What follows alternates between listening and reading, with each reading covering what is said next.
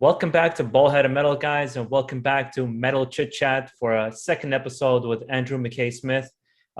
This time around, we had last time an introduction to each other and an introduction to our beginnings of our heavy metal journeys.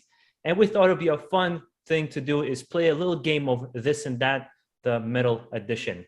And Andrew, are you ready for this one? Born ready. Born yes, ready. Indeed. I'm gonna start broad here. I'm gonna go a little broad, and this is a question anybody who's been into metal for a long period of time is: are you more of an old school metalhead or you're more of a new school metalhead? If you'd asked me that question 15 years ago, I'd say old school without a doubt. But right now, I got to say, I embrace the new school. I'm wearing a Wolves in the Throne Room t-shirt. It does not mean that I have disregarded my tendencies for listening to Mayhem and Emperor and all of the OG of a genre, so to speak. But I do embrace the new school because I think it's important to foster the genre. I think it's important as stewards of the genre, as we are. I do believe that we're stewards of the genre, and we should be looking to support new bands, especially with the interviews that I'm doing. But just listening to new stuff, checking new stuff out, seeing the links that we can draw from new sounds and say, oh, they've combined elements of, it might be black metal, it might be death metal, it might be power metal or what have you. But it's just the very interesting way that so many talented musicians are doing things these days draws me to the new school, I've got to say. And I haven't felt the need to go back and listen to Seventh Son of a Seventh Son for the 700th time. What about yourself? We're going to have not even a disagreement. It's going to be a different, similar approach. For me, I can't pick one. It's kind of cheating here, right? Because old school to me has this raw sound and aggression that many new school bands, they just do not have. Maybe because it's the beginnings, maybe it's because they're not as intricate. Whatever me, Sepultura, the beginnings of Sepultura, the beginnings of Slayer, it was just like, whoa, this is some of the most aggressive music I've ever heard in my life, Rain and Blood. But I think if I had to pick one, I would agree with you. New school, especially the good bands, they take whatever they grew up with, and they might not have the same level of aggression and pure raw energy like Megadeth, Peace Cells, Who's Buying, and Holy Wars. It was so politically and charged songs overall. The new school is so good at evolving the genre, incorporating multiple elements, and they just become so intricate and so expansive in their instrumentality, their melody, their writing. Like the good bands, I think they took, let's say Megadeth, and took 5 steps forward. Exactly. That's exactly how I feel about it.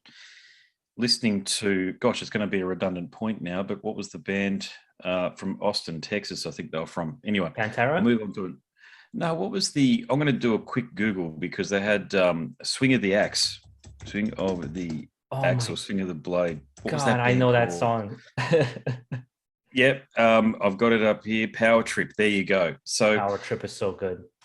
Power Trip, fantastic. And God rest the singer's soul, who's no longer with us, I must add. But like when you listen to new school thrash and you listen to a song like that, for somebody who grew up with the Megadeths and the Anthraxes and the Slayers and the Metallicas, Overkill, love all of these bands, okay?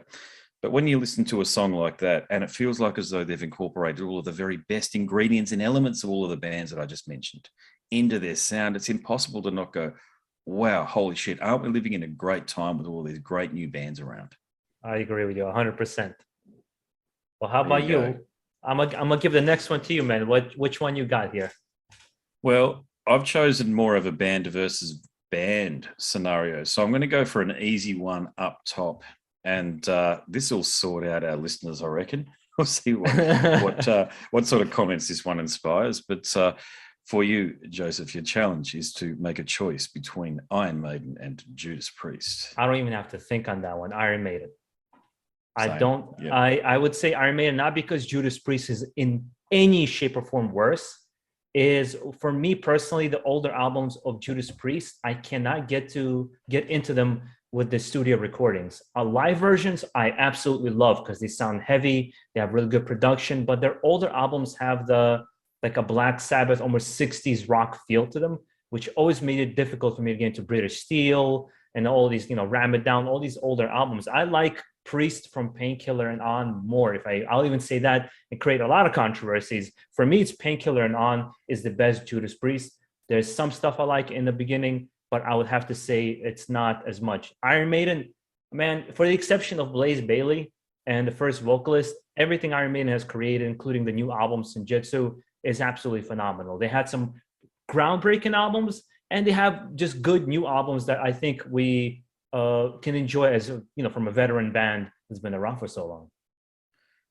There were entire months on end where the only band that I listened to was Iron Maiden, and 5 albums: Number of the Beast, Peace of Mind, Power Slave, Somewhere in Time, and of course Seventh Son of the Seventh Son. I mean, name an other band in history from any genre that has had 5 albums of that quality, just rolled gold quality musicianship, production, artwork, songwriting, the whole thing, the guitar solos, everything about what the band was doing across those 5 albums. I'll tell you though, Judas Priest fans will argue on that one, and they'll give their 5 albums.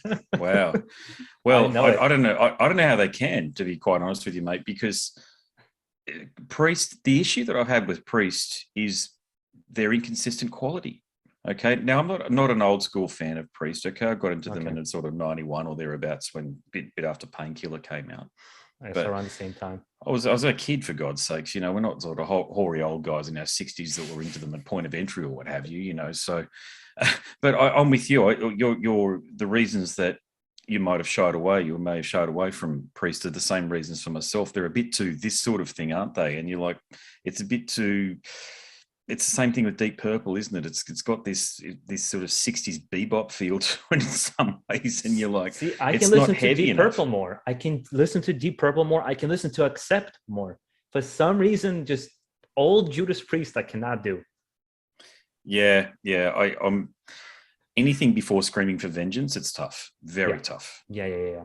I think also that band's dynamic was completely off as well. We know that because of KK Downing's testimony since he's left the band, and what he's had to say, and he's of course, he's upset about things at the moment, but I don't think it's sour grapes at all. I think his testimony, after reading his book and listening to his interviews, the dynamic in the band was as such where Glenn's ideas took precedence over his, and without KK, you don't have that rhythmic crunch that band became better known for. And I think, if, from what I understand, and everybody's free to go and do their own reading about these things and draw their own conclusions, if KK's ideas were more willingly adopted by the rest of the band, I think they would have been a more metal band earlier, and they would have been a more consistent band for the length of their career. I will tell you one thing, though, in defense of Judas Priest, they have stepped out of their comfort zone more, in my opinion. Iron Maiden basically was Iron Maiden the whole time, and that's not a bad thing. But with the albums like Nostradamus, the 2 albums without Rob Halford, with the Jugulator, and the other album with Ripper Owens, I think they've stepped out of their comfort zone, in my opinion, more than Iron Maiden has. Doesn't mean it's necessarily a good thing or automatically makes them better, but it's a thing to consider about these 2 bands just based on how good they are. Yeah, I know what you're saying. I love Jugulator in particular. It's ironic when I think of the United States and my time in the United States as a young fella, just when I was traveling as a tourist, I bought Jugulator over there, and so I think of places in the United States and even in Mexico, in association with listening to Jugulator. So the album's actually got a very special place in my heart in that regards. But Priest, I think there's no doubt they're an all-time classic band. What I'm saying is not meant to be a criticism whatsoever. They're observations based on my own tastes and preferences for music. There you go. I got one for you here. And this one is an easy one for me, but I have a suspicion we might disagree here. Black Sabbath with Ozzy or with Dio? Wow, with Dio. Oh shit! Okay, we're on the same page, man. Well, because I think one of the best songs ever written is "Sign of the Southern Cross." Now, Mob Rules. Both of those albums, both of those albums with there's 3 albums, of course, isn't there? Dehumanizer is another one, and Dehumanizer was an album that I had as a kid, and I remember getting into that when it was in market again. So it sounded new, fresh, exciting. It sounded vicious. It was heavy when it came out. It was different from everything else that was going on around it. And TV Crimes, holy shit, what a great tune. Just an absolute banger. Neon Nights. Heaven and Hell. Or Heaven and Hell. I mean, look, those three albums, I feel like as though they're virtually untouchable in the canon that is the Sabbath catalog. The other issue that I've got with Sabbath insofar as their sound, again, they've got a bit more of that 60s and 70s sound that I don't tend to lean toward whatsoever. Live, they never captured their live sound on album. That's my gripe with Sabbath with Ozzy. And they play well, right? They also play extremely well live. Unbelievable. The reissue this year, whatever the label was, reissued Sabotage, and they put a live disc to accompany it. And holy shit, mate, it is incredible. Tony's guitar tone, they play a bit faster because, these guys are all coked up as well. So they're all, playing, 10 to 15 beats per minute faster in many instances. Yeah. Except for the really slow, doomy songs. But the guitar tone from Tony is just it's just a thing of beauty. But it never captured that on album, in my opinion. So there you go. There's my thoughts. Yeah, I agree with you. I would say Dio also is a better vocalist in all aspects. Yeah. He has more range. He has more control. I think he's a better, when it comes to lyrics, he's a better writer when it comes to that as well. And he has such presence, because I haven't seen Black Sabbath with Ozzy. I never had a chance, but I did see it with Dio twice before he passed away. And the best concert to this day, I said on my channel one time, I'll tell you this very small story, is I went out to one of those venues that's in an amphitheater, but it's open. And I had to trek out 2.5, 3 hours to get there.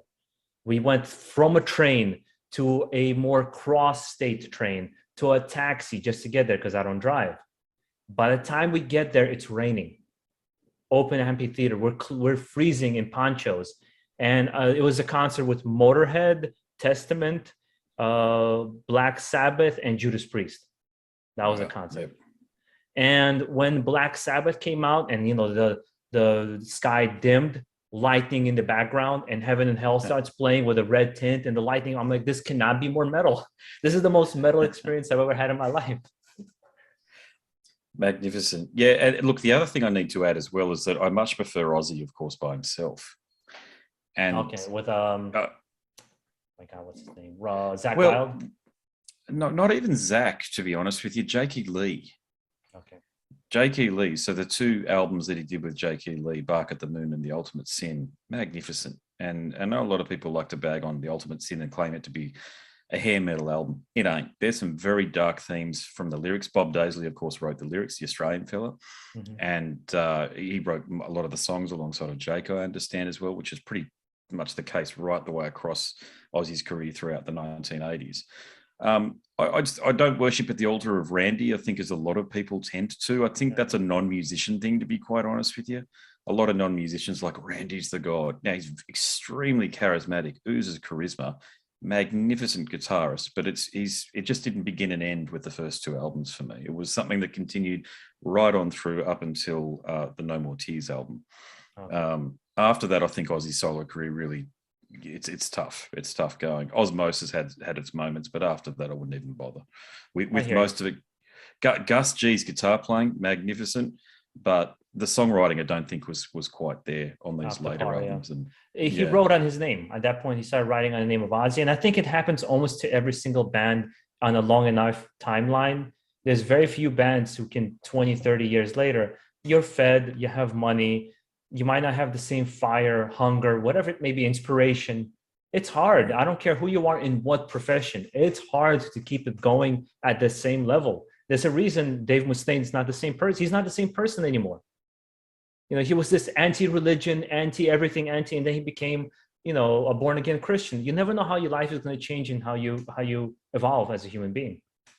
Yeah, you mature, you become an adult, you get parental responsibilities, and you got mortgages and all of this sort of stuff. But then you even come out the other side of that with the way Dave Mustaine's at now, and it just seems to be something that he's compelled to do, doesn't it? And which I guess brings us to the next point, which is another big one, another banger. Okay, let's see how we go. Coming. Well, how else can we go past this matchup but Megadeth versus Metallica. What are your thoughts? And now this one we have to disagree because I've heard your feelings towards Metallica. I would say Metallica. Yeah, Megadeth for me, definitely. Yeah. Because Megadeth for me, and this is going to sound, I respect the other albums, but I only like two. I like Rust in Peace and like Peace Cells. I don't like Killing Is My Business. I actually don't like that album. Just not for me. Out of those beginning big four bands, the only album I liked from the first album that I liked, I thought was, I believe, Slayers. I thought Slayers was the best one, Show No Mercy. Mm-hmm. I thought it was the best one. I don't like their beginning albums. So Far So Good, So What, not a big fan. When he started going into thrash and roll, completely he's lost me, Dave Mustaine. It's just those two albums I will always hold dear to my heart. Metallica, to me, those four main albums, right? Ride the Lightning, Master of Puppets, and Justice for All, Kill 'Em All, and I'll even include Black Album in there because I still think it's a good album despite being commercial. And even then, Load Reload has good songs on it. King of Nothing, right? It has good songs, even if it's not really Metallica. Hardwired to Self-Destruct, I thought was a great record. I thought it was a fun record, better than what Megadeth was doing or Slayer was doing. You know, I'm not going to compare them to Testament because Testament had like a crazy resurgence at that point. But I think overall, a stronger discography is on the Metallica side. Wow. Okay. Yeah, that might be our only significant point of difference. Yeah, because I can't stand Metallica post Black and including Black. And I'm not being an edgelord. I mean, I was only a kid back then when it came out, so it's not like I was into them before Black. I heard Black, and then I got Ride the Lightning and Master of Puppets. Master of Puppets, one of the greatest heavy. Actually, I'll even go so far as to say one of the greatest albums ever recorded. One of the most continuously influential albums ever, Master of Puppets. How many young hands pick up the guitar courtesy of the sounds and riffs on that album? It'd be incalculable, okay? But I just, the fire, the energy, the anger, the venom, it just isn't there for me with Metallica after And Justice. And I only really listened to 3 albums from Metallica. Yeah. Pretty mentioned Ride the Lightning, Puppets, and Justice. That's it. I got Load the day it came out, and I've never been more disappointed. I was a young fella. I was 18 or whatever it was, and I had like $50 to my name. This is back then when in Australia CDs were about $35. They were ridiculously expensive. Jesus. Yeah, I know. They hike up the prices for everything, right? All the entertainment. And I remember sitting on the train with my Discman, and I'm listening to it on the way back from, I was at uni at the time, and I remember listening to it and just going, I know this is the right disc, but what is this shit? And I still feel I just can't believe way. You said that. That was the worst time, like the worst spent money, and you mentioned Saint Anger. I didn't even bother with by Saint Anger, mate. I've got to tell you, I had a mate. I was in a band with a drummer who was one of the world's biggest Metallica fans, to the point where it was a bit of an obsession. So a bit weird. Yeah. And he was like, "You've got to watch this video. This video is what was it? Some kind of monster. Some kind of monster, yeah." And I remember just looking at him thinking, what is this shit? Like a bunch of middle-aged guys, some of them are slightly balding, talking about their, Lars, Kirk Hammett taking us on a tour around his ranch in Northern California and stuff. I mean, these guys don't need for anything, yet they're this close to each other's faces, Lars and Metallica yelling it, or Lars is yelling at James, telling him his riffs are stock and all this sort of stuff. And it just became a pantomime at that point. But the same happened with Megadeth too, with him changing up lineups and being kind of a little bit egocentric sometimes, right? Oh, I agree. Yeah, I agree. And this recent thing with David Ellefson is just, talk about going from the sublime to the bloody ridiculous. I mean, who would have thought that it would be David Ellefson, a Christian pastor of all things, that would be caught in a sexting, a sex scandal? Both of the bands haven't exactly carried themselves that well, to be quite honest with you. Slayer, on the other hand, I think have been a model of consistency in that regard. I can't recall any controversies surrounding them, and I wouldn't say I like their music the best out of the so-called Big Four, but I'd certainly like the way that they've carried themselves, and they haven't had a shit album either, in my opinion, including that album from 1998 that everybody likes to bang on about, Diabolus and Musica. I thought that was pretty good. I like that album. Yeah. Well, this one leads me into the next one. Now, we obviously know what the Big Four: Metallica, Megadeth, Slayer, Testament, right? And there's always the argument. You think Anthrax. Anthrax should be in over I Testament? I So don't know. Testament should be in over Anthrax? I don't know. They keep. I always. That's one of the points kind of here. Is like you always get confused which one's the last one, but it's Anthrax. You're right. You corrected me there. But for me personally, I always said to myself, I don't think this should be the big four. So I always had my own big four. And what would be your big four if you had to put them in there? Any heavy metal band we're talking about here? I would say All I think time? the big four we Or talk just about thrash? usually is thrash metal, right? Okay, Um, thrash, yeah. to make it Well, easy, because I'd reframe it. It's such a good question from the perspective. It's such a good talking point. That's what I mean by that. I'd reframe it as the big seven. Okay, so I'd have the big four, and then I'd add Overkill, Testament, and Exodus, because I can't separate the seven bands overall. I must say though, I much prefer Testament, Exodus, and Overkill these days. Actually, I would even say I don't even listen to the so-called big four anymore. yeah. I just don't need to. But I do listen to, like you said earlier, look at the career resurgence that Exodus and Testament are going through. You mentioned Testament. I mean, I've spoken to all of the guys in Testament: Alex Skolnick, Steve DiGiorgio, Gene, Chuck, and Eric Peterson. And I mean, they're just good guys too. That's the other thing. You know what it is? I think because their fame was never as high as these other bands, they're always a little hungry. And I think it was that Yeah. album in the 2000s, I think maybe late 2000s, Damnation of the Damned. I'm trying to remember. You remember the one? Formation of Damnation. Yeah. The Formation of that was like, holy shit, they can play like this still, and then they just got better.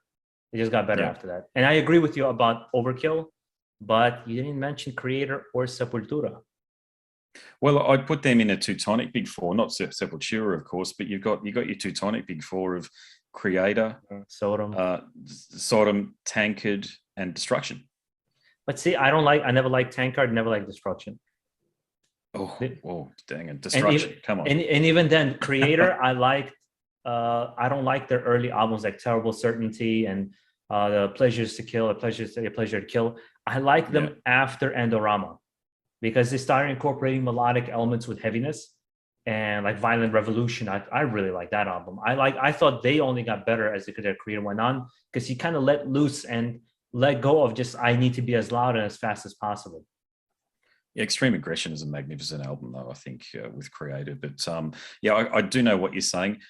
The quality of Destruction and Creator in particular since the turn of the millennium is just off the charts. Like they are originators of that genre, the European, the Teutonic thrash, and they've got that iconic look from their early days. I mean, every pizza metal band known to mankind is inspired by Creator's 80s look. The high tops, the dirty white Nike high tops, the black tight jeans, the white ripped tank top, this sort of thing, and the long hair with the fringe over the Rick Ross fringe sort of thing going on. They're inspired by it. But I mean, those early pictures of Destruction, man, I mean, so many South American bands in particular are inspired by that look. That classic leather look, leather jacket, black denim jeans, bullet belts, all the spikes and shit that is going on. I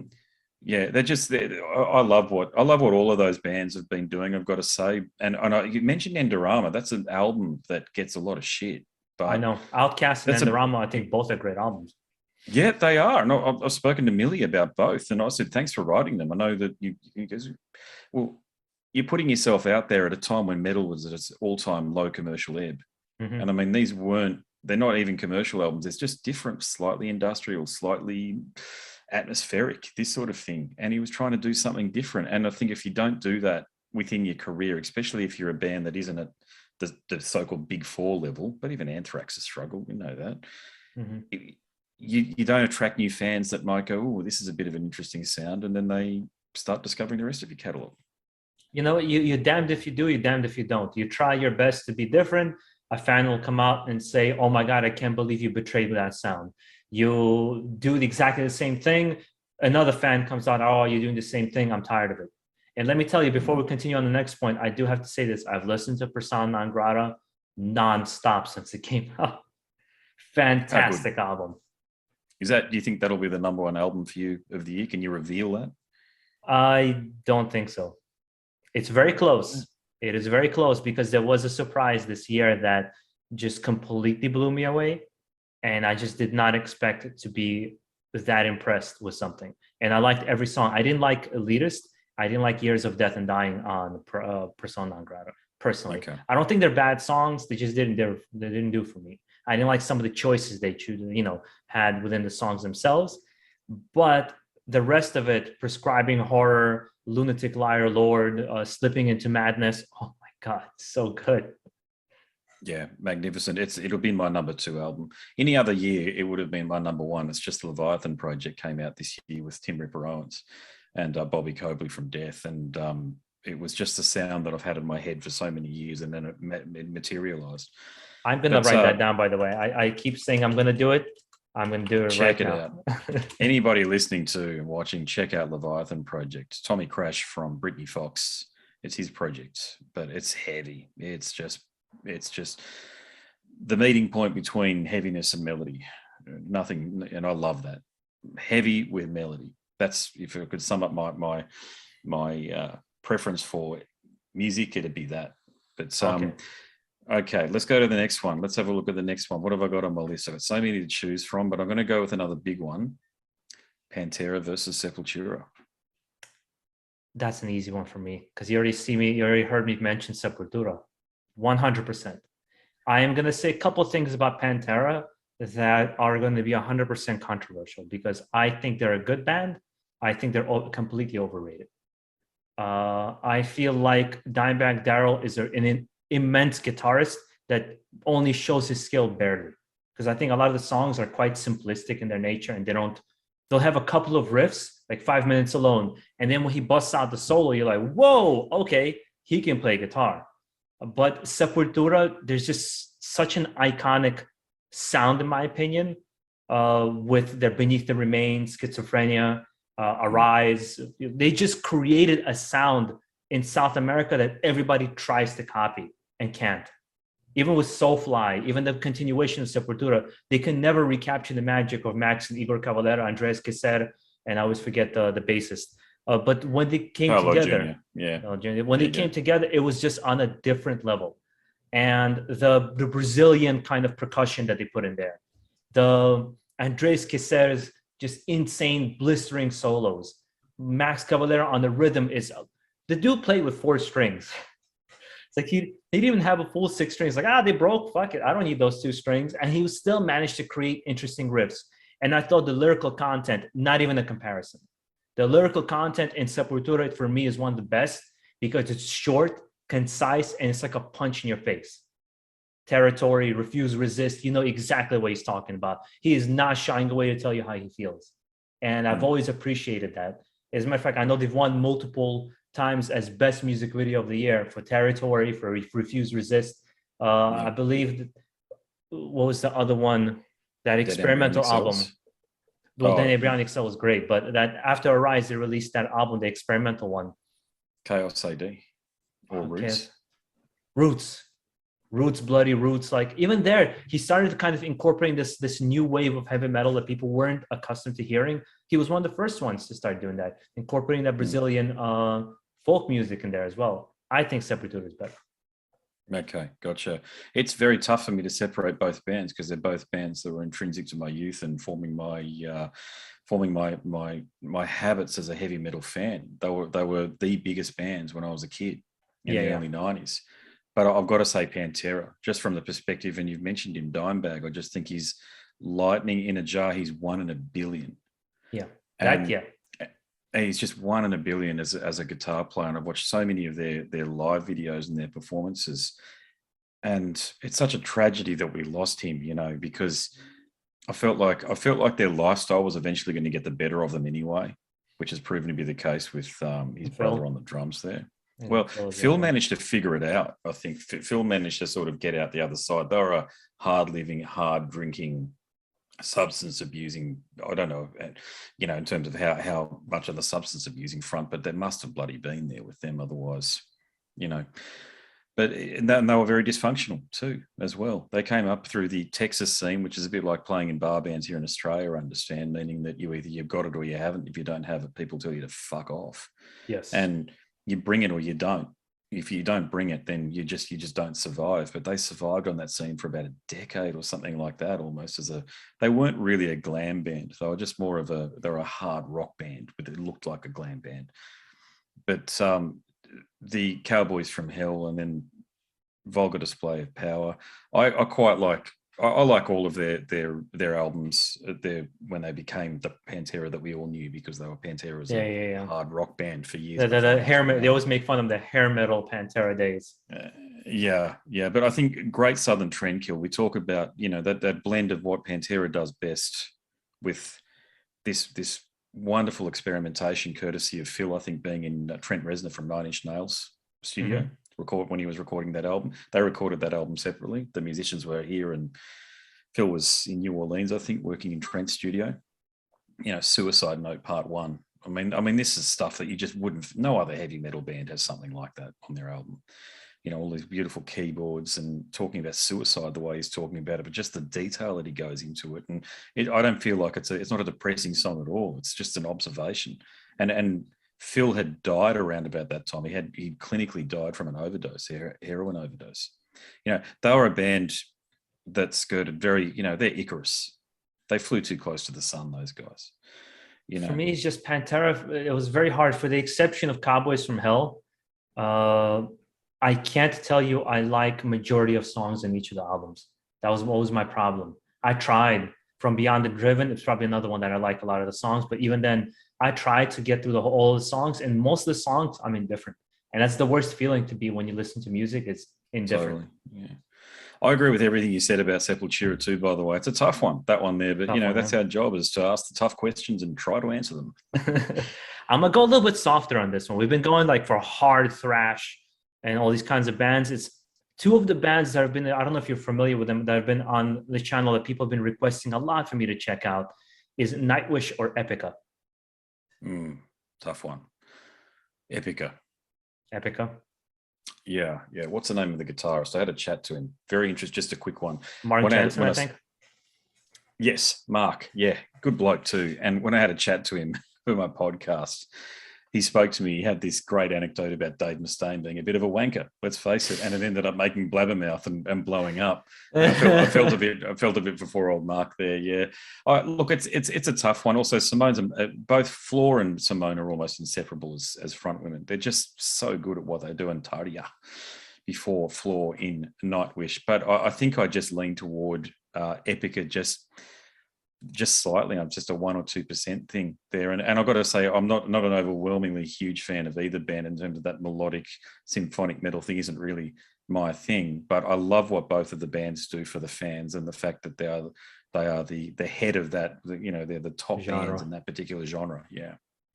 I would agree with you on Epica as well. And this is a no knock on Thomas and Tarja and now Floor, all of these guys. I think they're immensely talented. But Epica, for me, the combination of heavy and melodic is what it does for me. They're a little heavier, they're a little bit more aggressive. They got the growls going on for Mark. And again, I'm not extremely familiar with either of those bands yet myself, because I've discovered them through this channel. But just based on the recommendations I've been going through, watching live footage, when I checked out Kingdom of Heaven from Epica, Kingdom of Heaven Part 3, I could not believe just kind of the journey they took you on in that 13-minute of a song. And I've never felt like the feeling you get there, you rarely get that feeling, but just like, I thought the song was too short. Usually when you get this 15-minute big epics, you're like, okay, when is this going to wrap up? I couldn't wait to hear more. It's just, I feel like they have stronger songwriting, in my opinion. And who's a better vocalist? I'm not going to get into the argument because they're both great vocalists. Simone is more to my style. I like her vulnerability in her singing and softness that she can bring, as well as being very playful with her tones. Yeah, Floor what was the album that she did with John Viggo Lofstead? Was it North? It wasn't North Tail, it was Northwood, I think was the name of the band. There was also Revamp she did. She did a rock project with John Viggo Lofstead from Pagan's Mind. And it was, honestly, I think she was better in that than what she is in Nightwish. And that's not a knock on what she does, with her so-called day job, but she's a great rock frontwoman. Like she just She is, seriously yeah. bought it. Yeah, like And like I'm she not has even. a strong, very strong presence. That's very like infatuating, and you want to see more of her because she just has this almost like an Amazonian princess. Just comes out very Oh, strong she's and totally that. She's yeah, big. I mean, when I say big, she's tall. She's imposing, yeah, and she's got this. She's got this other thing going on, hasn't she? When she sings live, and it's like she to me, yeah. That's the only thing. That's the only thing about Flora is that I kind of feel like she's just better suited for rock music than metal. She should okay. have been just a wonderful rock front woman somewhere in the nethersphere in another great band. Like a not even a power metal band. I'm just talking about like a band like Journey or some shit like that. Yeah, yeah, yeah. She would have just nailed that. 80s rock. Yeah, 80s rock, but at Bon Jovi, even that style. Like I just think she would have been great if she'd ever, I mean, it will never happen now, of course, because it's just not the way things will evolve. But yeah, maybe as I say, an alternative universe, it's happened. You know who's my number one symphonic is Symphony X. Yeah, I great band. love Symphony X, and their performance live, they kick absolute ass. Yeah, anything Luca Turilli's involved in for me. There you go. Rhapsody of Fire, Luca Turilli's Rhapsody. Yeah, I hear you. there you go. All right, now is it my turn to pick? It is. I'm going to go old school. Venom or Bathory? Oh, Battery, man. Just the creation of what I think we call now to Viking metal, right? With Twilight of the Gods. Oh yeah. I was absolutely obsessed with that album. I actually don't like their albums. Maybe the one right before Twilight of the Gods. I think it was before Death. I'm trying to remember the name of the album, but right before that, they had a couple of their beginning black metal albums. I wasn't really digging that '90s black metal sound, the shittier production. You couldn't hear anything. You really had to kind of pay attention to what the hell you were listening to. But once Twilight of the Gods, Nordland 1 and 2, despite him passing away early, I think what he left, the mark he left on the genre, is absolutely immense. Now, I know Venom has a huge mark on the genre too. Slayer wouldn't be here without Venom, but Venom was always cartoony to me. I like them and I like songs from them, but they're borderline cartoony.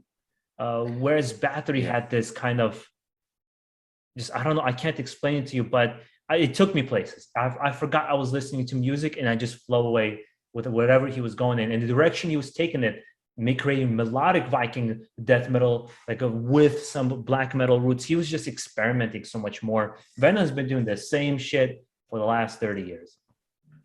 Yeah, so some of the earliest guitar lines that I ever mastered belong to both bands, I've got to say. So from Black Metal and the self-titled release from Bathory as well. I think early on, I think Bathory probably had a bigger impact on me. Just, Necromancy. I mean, there were some brilliant songs on that first album, and that sound, it was all budget constraints. But you hear bands these days coming out with that same sound. If they're going for that, they're going for that atmosphere that was created. Yeah. But I've got to say, overall, I probably lean toward Venom. I think the current Kronos fronted Venom, I don't listen to at all. Cannot get into it for the life of me. Gosh knows I've tried. The Demolition Man, the Tony Dolan version of Venom, known as Venom Inc., that last album, Ave, holy shit. Did they bring it or what? It was just so good. And then they're touring too. And this is when they had Abaddon on drums. You got Mantis back on guitar as well. And I guess it helps for me being a podcaster, meaning that I'm doing these interviews and stuff, actually talking to the guys and just seeing how those fellas like Tony and Mantis, Jeff Dunn, they're just such great guys. It's really tough for me to go past Venom, but I'm got to narrow it down and say the Tony Demolition Man fronted version of Demon, the one Demolition Man, the one that the album that I think I hold above every other between those two bands is Primeval from 1989. Magnificent. That's one of the albums I'm very familiar with. It's with Venom, you notice I have a total respect for the band. And it's not a band I would, shit on or something like that. Because you first of all have to step outside yourself and understand the enormous amount of weight that they have as a band and what they've done for the genre. You have to acknowledge, you can't sidestep that. And the fact that Bathory in many ways is influenced by Venom, 100%. There's no doubt about it. If anything, you can even argue it was the beginnings of black metal, it went beyond thrash. Totally. It just had this kind of crazy sound. And I just could not get, because I'm only 34. So when I got into Venom, I already listened to Slayer, I listened to all these other guys, and I wasn't able to get past the fact that I discovered Venom later. So it was like watching like a Sunday morning cartoon for me, because to people back then, it was absolutely frightening and scary to have even imagined something like that. Whereas I'm here listening to Nile, and I'm like, what is this kiddie shit going on here? Yeah. No, I'm hearing you. Yeah.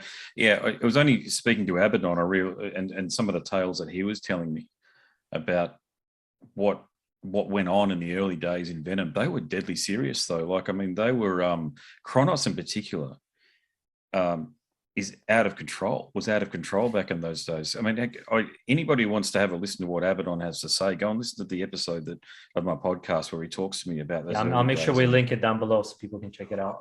Oh, it's. I mean, Kronos was. Yeah, I won't even share with the stories here, but he was out of it. I mean, he's genuinely. I'm not going to say crazy, but I mean, he's somewhere else. As I say, man, he's unhinged. There you go. All right, I was gonna say, how about we do one each, and then I got one for you here. Now, I know you've mentioned this to me in passing as we're shooting ideas for this video. And now I have to say it because it involves one of my favorite bands of all time. For all those black metal fans out there, Immortal or Emperor? I have a feeling I know what you're going to say here. It's a tough one. That's actually really tough. I can't separate the big four of black metal. I've got to say, Immortal, Satyricon, Emperor, Mayhem. But you're asking me a question, and I had to answer it. That's the rule here. We actually have to answer it. Oh, look, I'm going to say. It's going to sound wrong either way, isn't it? Because I love both bands so much. But I'm going to say Immortal. My man. There you go. Yeah. And the reason for that, I think, is because they are one of the first ever genuinely no bullshit extreme metal bands I ever got into. And they were genuinely scary back in those days. I mean, a kid like me growing up in Australia, what the hell did we know about blokes growing up in Norway? I mean, you had no idea that it was more about just partying and drinking as it was for those guys back then. The face paint and all that shit was just, I'm not saying it's an act because it's not an act, but it's just part of the iconography associated with the music. But you did think they were Satanists. You did think that they were walking around in the woods and living in a log cabin while snow and sleet was going on the outside. You had this vision. You're like, wow, who are these weirdos? And why is this music so compelling? So I love the early stuff. Pure Holocaust in particular. I used to listen to Pure Holocaust just front to back, and that's a virtually unlistenable album for anybody not attuned to their music. Now, just because you've compared them to Emperor, I've got to say, I think Emperor are one of the greatest, just broadly speaking, I know they're black metal, but heavy metal bands of all time, of any of the bands that the regular person in the street finds unlistenable. Ishan, magnificent character, and I've had a number of conversations with him. They're both magnificent, but just because of the role, both of them played an important role in my development as a heavy metal appreciator. But I think I listened to Immortal just a bit more. There you go. How about you? I would say it like this. For me, Immortal is a nice cold beer. Emperor is some fine wine. Nice. And I just prefer beer most of the time. Let's just put it that way. And it's because, first of all, I did appreciate about Immortal that they were one of the bands that distanced themselves from satanic. Like, hey, our lyrics are about Norway and fantasy lands. We're not about burning churches. I thought that whole mess that was happening in the 90s, that was just insanity. And that, 200 something churches burned in Norway. And I also like how Abbott, first of all, doesn't take himself seriously. If you ever see him live, despite being this hardcore, he has a sense of humor. And that was part of the reason I've always attracted to that band. And then At the Heart of Winter, Sons of Northern Darkness, Mount North, his own projects, Demonaz, everything that I would say you can encapsulate as being kind of immortal. It's the combination of thrash, black metal, and these crazy rhythms that he would create. Very quick, because I think he's self-taught guitarist, so he doesn't have the fine-tuned, clean approach. He just has this chaos in his music that I absolutely love. Whereas Emperor is fine wine. I think for most people, especially not into black metal, they're going to be like, what is this? But the more you listen to it, the more you give it a chance and you start seeing the orchestral moments that Celtic Frost kind of began, right? And then you see these orchestral moments and the intricacy of their music. There's so much thought and so much care behind every single element for Emperor that if you watch a music video, I think as a kid, you might be like, well, they look kind of silly, but these guys are so smart. And anything any one of them separated and created a band was successful because they're just such good musicians. But for me, Immortal is just, I like my beer, man. I like that punch to the face, that speed, one by one, Sons of Northern, Within the Dark Mind. Yeah. At the Heart of Winter, man, I absolutely love. Immortal is my favorite black metal band of all time. Yeah, I remember when At the Heart of Winter came out, and it was such a big change in sound from Blizzard Beasts to that. Yeah. And I was like, man, I'm so glad they've gone on this, because it had Bathery vibe about it too. And I'm so glad that they went in that direction. The only shame was that at the time I thought Demonaz had gone off into the sunset. He wasn't coming back. But then he came back recently on Northern Chaos Gods and he just blitzed everything. Yeah, once they one of the strongest albums. Yeah. I mean, Avis has had, this is all out there for anybody to check out, but he's had substance issues, with alcohol and the like. There's those crazy images of him falling down when he's running toward a stage and he stacks it badly. But I've watched very old videos where you've got, a lot of those bands sort of grew up with each other. There's members of Mayhem and Immortal up on stage, and there's Abbott as a young fella, and he's hamming it up for the video. I mean, that guy's a born performer. He's a born entertainer and musician, that guy, So, all right. So I better move on to the final one. And I don't know how contentious. This one's contentious for me because I used to love one of the bands and I can't stand them now. Halloween versus Manowar. Manowar. Yeah. 100% Manowar. Because a lot of people will look at them and call them simplistic, stupid, like they live in their own world. And I think all of those are true. But on top of that, there's just pure 80s AC/DC rock attitude. There is that Viking metal fantasy fulfillment that you're getting from them. Every single cover is like a Frank Frazetta or Boris Vallejo cover that you imagine as He-Man as a kid. It's just pure fantasy. And I know exactly why the Manowar fans, I'm one of them. I would call myself that Manowar warrior because they have this, I don't know what it is about them that nobody has, and you either like it or you don't, and I just happen to be the ones that I like it. Halloween, could never get into them. Respect them. It's one of those things I listen to. I can understand that it's good on a logical level. On an emotional level, never ever got into them. I would say Keeper of the Seven Keys and that chronology that Halloween developed there, particularly with Kai Hansen out front, virtually untouchable in that world of power metal. Just to talk about Manowar, now I've had a number of conversations with Ross Friedman, Ross the Boss, fellow New Yorker. Awesome bloke. Love Ross. They're all from New York, right? I think so. Yeah, I think so. Not now, but I think these days, they're doing that thing where they're picking musicians from Eastern Europe. Like what Cradle of Filth are doing. I don't know how it bloody works, but all these musicians are coming up from Eastern Europe these days, and they're in Manowar too. But look, my issue overall with Manowar is some of the recent incidents as well with Carl Logan. I can't stand. I mean, that's my number one hatred list would have to be what he did. And I just they did that weird video a few years ago, 15 years ago or so, where Joey just seems like as though he's an egomaniac, and I guess I get into the characters as much as the music, like, when watching the videos and stuff. And he was talking about how sex for him was like a communication. And this is a guy who was over 50, I think he was at the time, or pushing 50, and talking about this like as if he was 18 or 19. And it's hard to tell whether he's being deadly serious or whether he's just playing it up for the camera. And it detracts from the music, I think, overall. The other thing is, I mean, their output, all of the albums after Louder Than Hell have been absolute dog shit as far as I'm concerned. Like the Warriors of the World had... Sons of the Odin was good. I tried, believe me, I actually bought it on CD. It was one of those rare things I actually went out and bought a physical copy of. Was that 2007 or so? Something like that. And that came out? Yeah, anyway. I was a huge fan of the band. The stuff with Ross on it, I still really enjoy. The beginnings. Yeah, exactly. The 80s stuff I still enjoy. Even the stuff with David Shankle on it, I quite liked. But it's just this recent development with Carl Logan makes it very difficult for me to continue to listen to the band, to be honest with you. And I'm not, listen, I might be a political animal in some respects where I can almost always separate someone's politics or the events that happen in and around a band from the music itself, but it's very hard to do that with Manowar at the moment. The fact that they didn't come out with a statement, not that I'm aware of anyway, talking about how disgusting what Carl did, and for anybody who, I should say what Carl did, he was busted with child pornography.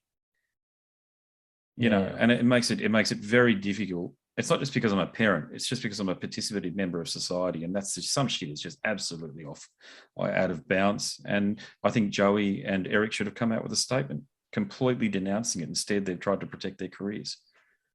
You know what it is? I would agree with you here. For example, if I'm just talking about music, Manowar would still win over for me. But with stuff like this, it's a reason, for example, I don't listen to Kiss anymore. And it's not as egregious as, you know, what Carl did.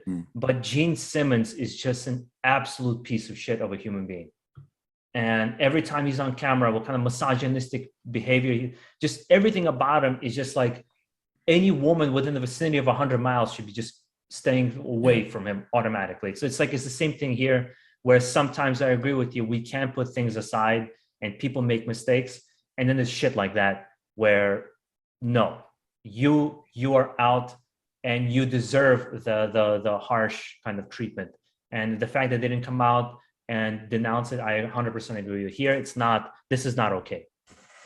Yeah, there's something very grotty about it, and that's the issue, I think. And I know what you're saying about Gene as well. There's something grotty there too. He kept Polaroids of all of the women that he fucked over the years and stuff, right up until was he married to the woman that's the mother of his kids? I don't know, whatever. Who knows? But even, you know, that reality show where she was told they got some help, and he ended up needing some outside help, psychiatrist, psychologist, whatever else. He ended up burning them or what have you. Yeah, both bands, I've got to say, Manowar and Kiss, I just can't get into these days, even though I was a Manowar fan up until about a decade ago or thereabouts.